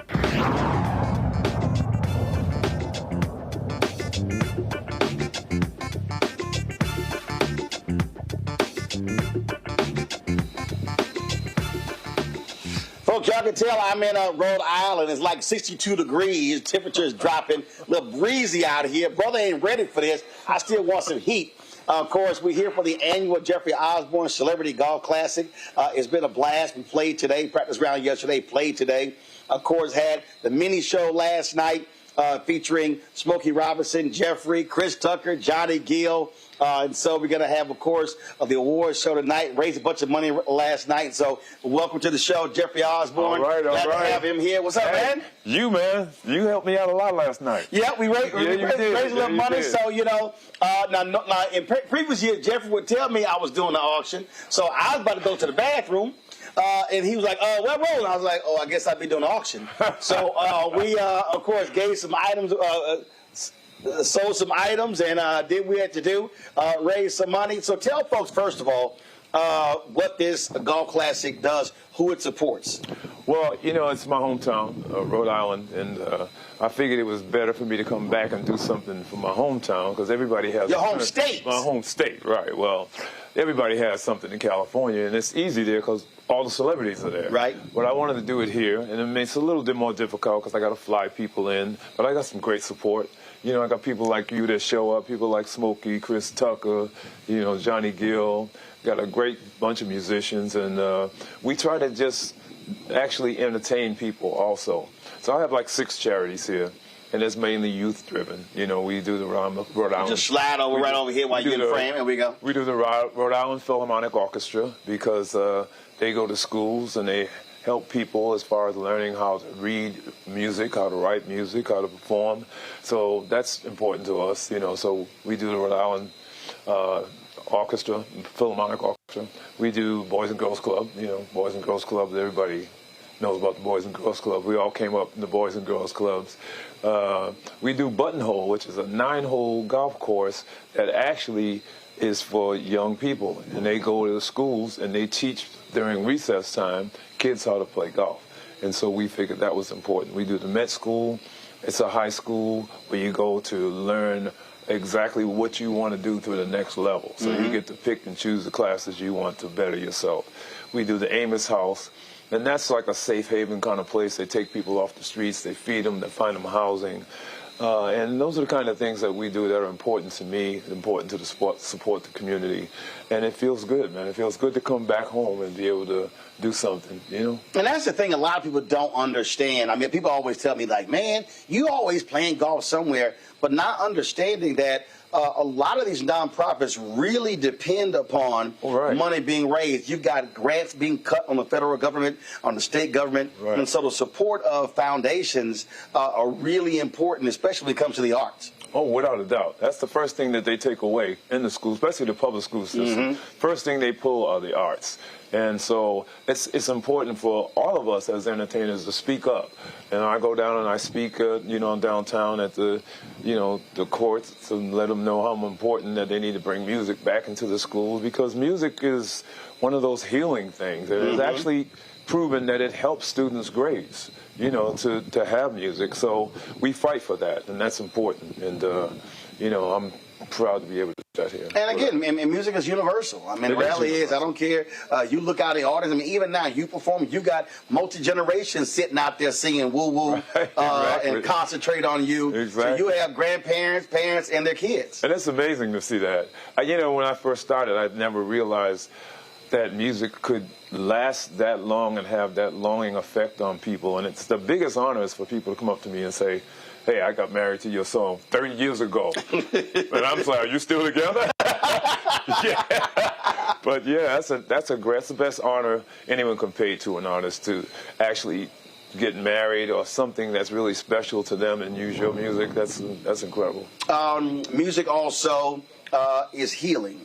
And earlier this year, a lot of people were surprised when you came to Bethesda, Maryland. Your wife had just passed away. Right. And people were like, I can't believe he actually showed up. Yeah. I had to, because I know her. Because she sets a lot of things up for me. She does a lot of my business.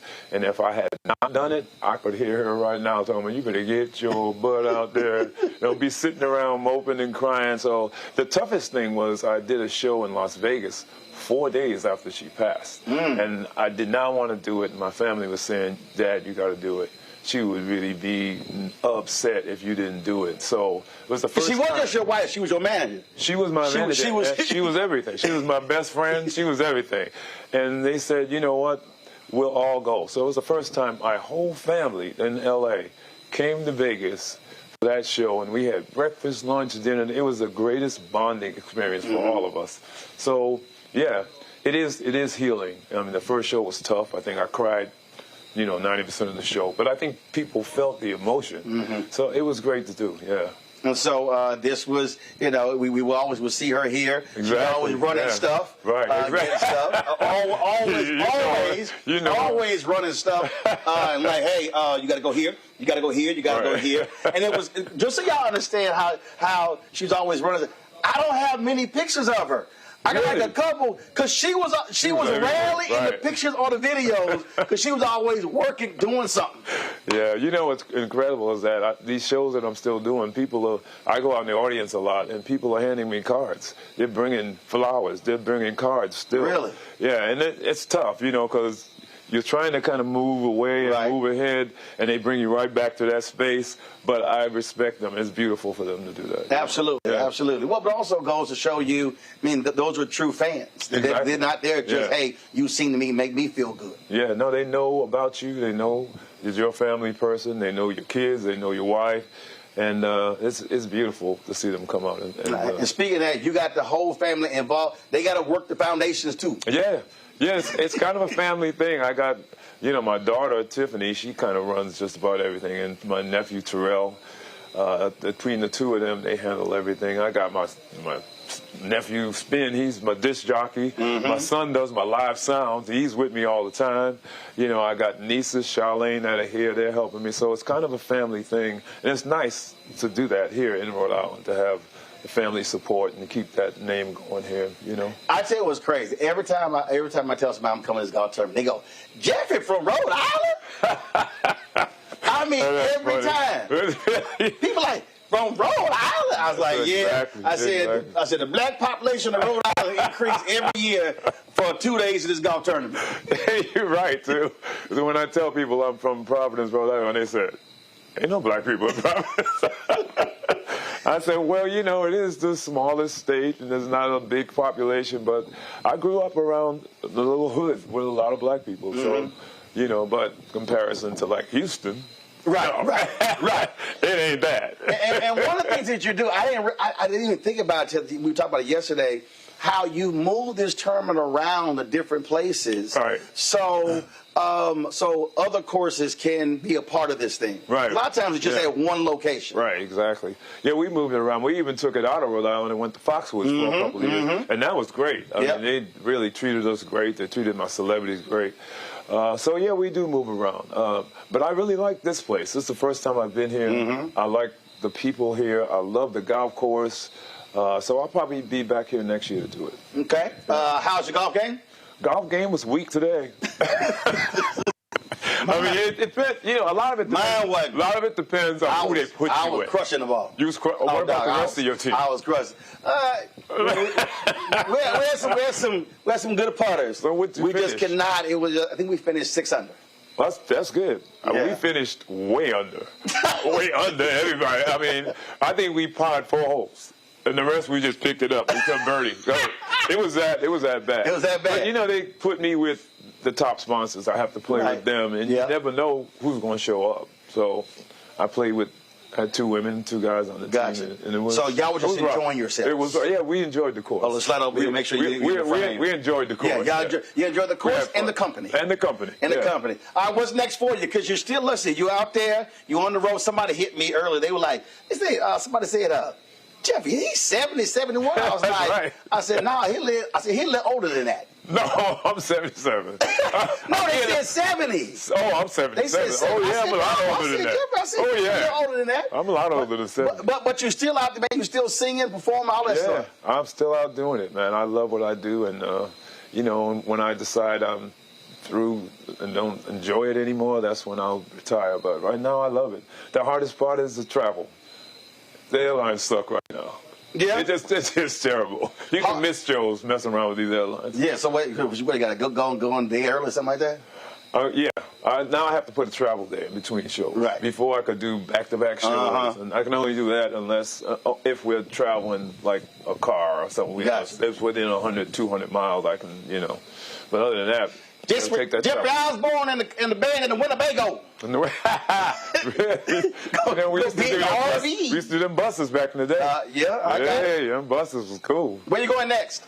We're in Baltimore Saturday. Okay. Yeah. All right, be more. We're in Baltimore Saturday, yeah. So I'm going to stay here a couple days. I'm going to go all the way back to L.A. I live in L.A. Got it. And then come back to Baltimore. So I'm going to be my hometown for a couple of days, and then we'll take off Friday and go to Baltimore. All right, then. Well, man, listen, it's always great to come here and be here and see you and support the cause. So you always do, I only missed. Somebody was telling me that last year. And I guess I had COVID last year. You got sick last year. Right, because I missed your tournament and Sid's. Really? Because I got COVID. Yeah. Because I was like, where the hell was I last year? Yeah. And it was COVID. Exactly but I'm glad to be back. I'm glad to have you back, man. I'm seriously, man. It's always a pleasure. And again, y'all, we raised a lot of money. We did. Somebody out there who's watching, they want to support the foundation. Where do they go?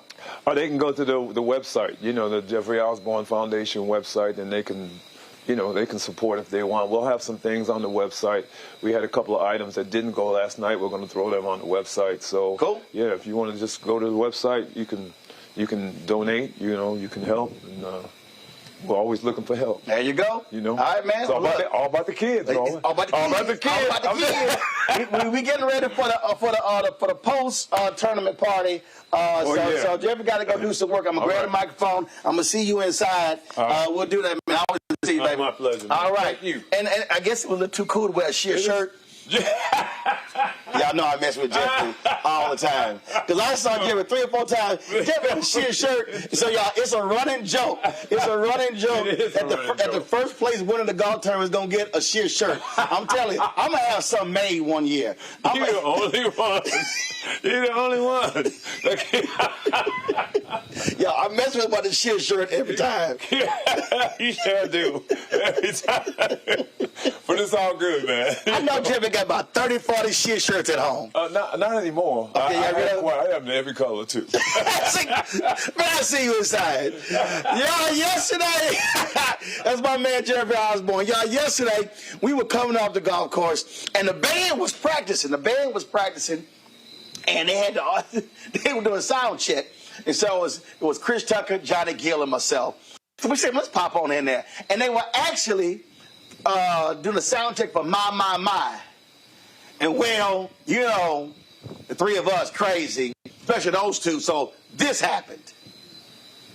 Come on, Chris, sing it. I just wanna let you know I'm Johnny's cousin. Chris, we gotta. We used to sing in the church together. My.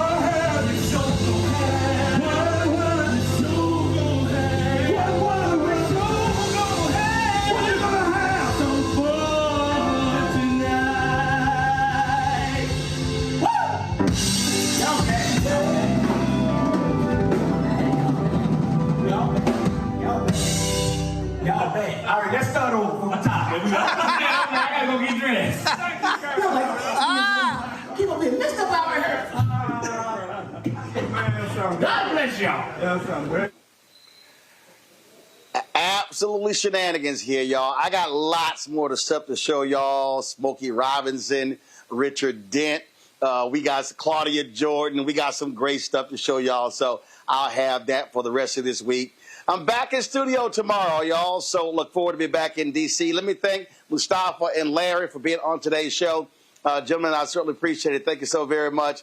Always a pleasure to have y'all here on the panel. So I certainly appreciate it. Had a ball here. So like I say, we have to head to the post-tournament party. So looking forward to that. So let me go ahead and wrap this thing up, folks. Don't forget, y'all want to support the work that we do. Join our Bring the Funk fan club. Your dollars make it possible for us to cover the stores all across the country. So when you give, you support this show, paying the staff, all the different costs. You know, it's $195,000 a month, y'all. If y'all could actually see right here. So I've got my camera here. I got the microphone. I got the monitor. I got 4 lights, the live view, the portable batteries, all this sort of stuff fits right in my 22-inch away suitcase. I call it my portable studio.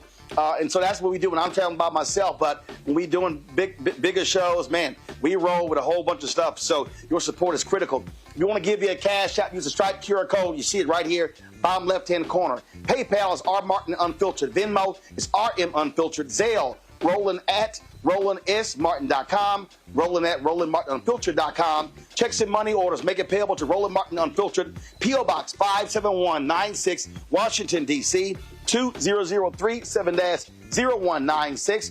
Download the Black Star Network app. Apple phone, Android phone, Apple TV, Android TV, Roku, Amazon Fire TV, Xbox One, Samsung Smart TV. Be sure to get our Roland Martin Unfiltered swag, Black Star Network swag. Go to shopblackstarnetwork.com. Get our T-shirts, our hats, our mugs, all that good stuff. When you buy our products, that money comes also back into the show. Support the black-owned businesses that we have in our marketplace on shopblackstarnetwork.com. We just had, of course, #End Stereotypes. We had them on today, so go to shopblackstarnetwork.com. And also, don't forget, get my book, White Fear, How the Browning of America is Making White Folks Lose Their Minds. More important now, more than ever, with all of this rising white Christian nationalism going on. Y'all, I called this